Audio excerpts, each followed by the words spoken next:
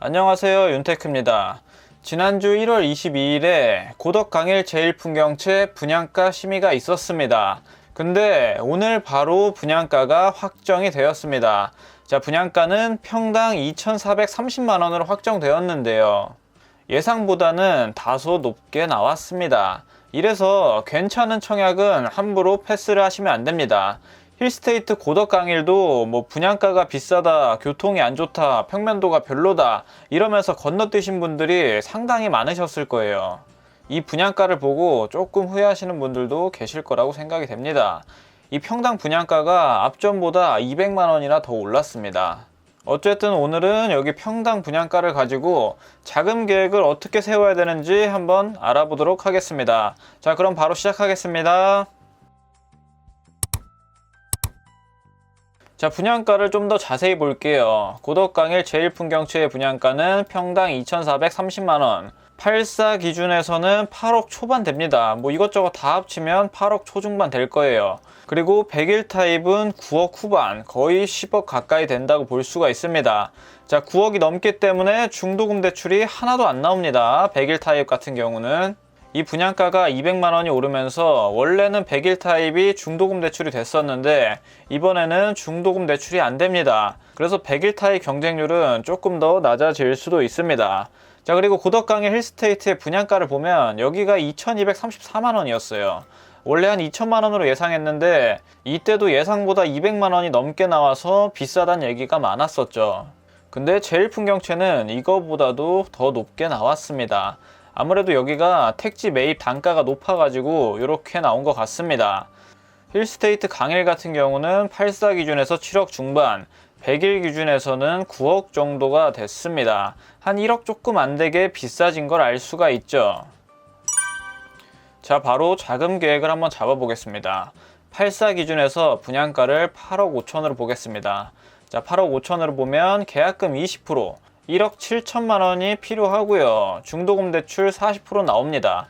3억 4천만 원이 나오고 나머지 중도금 20%에 대해서는 잔압 또는 연체를 하시면 됩니다. 자, 연체가 될지 안 될지는 계약 시점에 알 수 있고요. 그리고 나머지 잔금 20%를 내면 입주가 가능하게 됩니다. 자, 그럼 입주 시까지 필요한 자금은 연체가 된다고 했을 때는 계약금 1억 7천만 원만 있으면 되고 연체가 안 된다고 했을 때는 3억 4천만 원이 필요합니다. 그리고 입주 시 필요 자금은 입주 시점에 13억이라고 예상을 했을 때 잔금 대출이 최대 4억 4천만 원까지 나옵니다. 자, 9억까지 3억 6천만 원, 9억 초과하는 4억에 대해서 20%, 8천만 원이 나와서 총 4억 4천만 원의 잔금 대출이 가능합니다.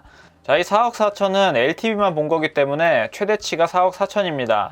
본인 연봉에 따라서 조금 덜 나올 수도 있습니다.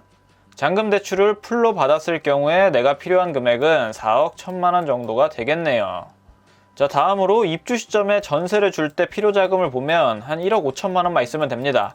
자, 연체가 가능하고 전세를 줄 수 있다면 계약금 정도만 있으면 간신히 등기를 칠 수가 있습니다. 근데 아시죠? 2월 19일 이후에 입주자 모집 공고가 나오면 이 전략은 안 됩니다. 최소한 4억 정도는 있으셔야지 청약을 노려볼 수가 있습니다. 자, 84 타입 기준에서 4억이 필요하게 돼요. 만약에 2월 19일 이후에 입주자 모집 공고가 나온다면. 자, 다음으로 100일 타입 자금 계획을 한번 보겠습니다. 여기는 분양가를 한 10억 정도로 잡을게요. 계약금 20%인 2억이 필요합니다. 자, 여기는 중도금 대출이 전혀 안 나오기 때문에 중도금 60%인 6억이 필요합니다. 만약에 연체가 2회 정도 가능하다고 하면 4억 정도가 필요하겠네요.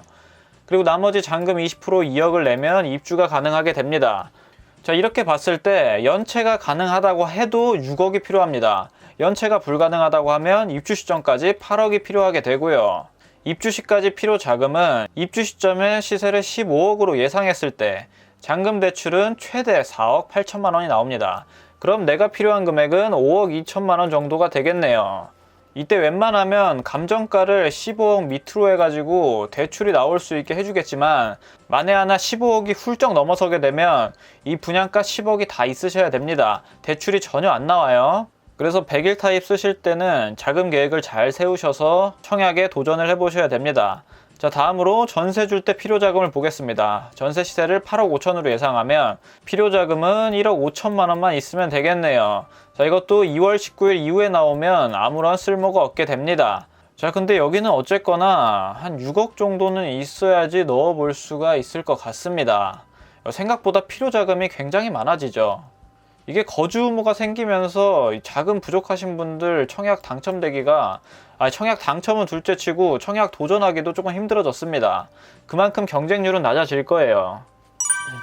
자, 제1풍경채의 위치는 여기쯤에 있죠. 1지구 1블럭입니다. 그리고 힐스테이트는 2지구 5블럭, 여기에 위치를 합니다. 여기 입지 분석에 대한 내용은 오른쪽 상단에 띄워드리도록 하겠습니다. 자, 여기도 보시면 또 설계 공모를 통해 당선된 자한테 분양 우선권을 부여한다고 그랬습니다. 그럼 여기도 또 특화된 설계로 나올 수도 있어요. 그 힐스테이트처럼 그렇게 나올 가능성도 있습니다. 자, 여기 1블럭을 보면 총 793세대고요. 84 타입은 555세대, 101 타입은 238세대로 구성이 되어 있습니다. 자, 가점이 낮으신 분들은 101 타입을 적극적으로 노려보셔야겠죠. 여기는 공공택지 개발지구이기 때문에 서울 당에 2년 이상 거주하신 분들에게 50% 물량을 배정하고요. 수도권 분들에게 나머지 50%를 배정을 합니다. 여기도 힐스테이트 리슈빌 강의랑 마찬가지로 전매 제한이 8년 정도가 예상이 되고요. 재당첨 제한은 10년이 걸립니다. 그리고 2월 19일 이후에 입주자 모집 공고가 나올 경우에는 여기가 공공택지죠. 공공택지이기 때문에 거주 의무가 3년에서 5년 정도가 걸립니다.